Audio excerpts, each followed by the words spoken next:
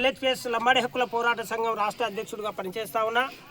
మానుకోట జిల్లాలో పోలీసుల అరాచకం విపరీతంగా పెరిగిపోతూ ఉంది. ధరావత్తు చరణ్ అనే అబ్బాయి 20 సంవత్సరాల వయసు కూడా ఉండదు.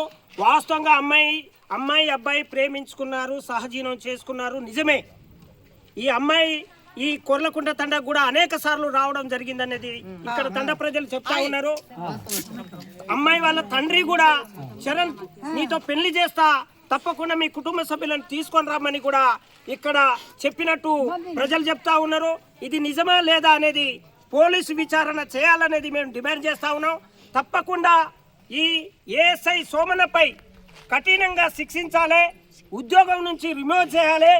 ఈ కుటుంబానికి ₹1 కోటి ఎక్స్గ్రేసియా ఇవ్వాలి. ఆ కుటుంబంలో ఒకరికి ఉద్యోగం ఇచ్చేంత వరకు మా లంబాడీలు మొత్తం ఏకమైతాం. ఖబర్దార్ పెట్టుబడిదారులకు కొమ్ము కాసే పోలీస్ మిత్రులారా, మీ అందరికీ హెచ్చరించట్లేరు, దొంగ పోలీసులకు మేము హెచ్చరిస్తున్నాం. అమాయకుడైన గిరిజన బిడ్డను పొట్టన పెట్టుకున్నావు. అయినా ఈ పోలీస్ కేసు ఎక్కడైంది? మానుకోట టౌన్లో అయింది. ఆ పిటిషన్ ఇచ్చారు. పిటిషన్ ఇస్తే అక్కడ ఆ రోజు ఎఫ్ఐఆర్ కాలేదు.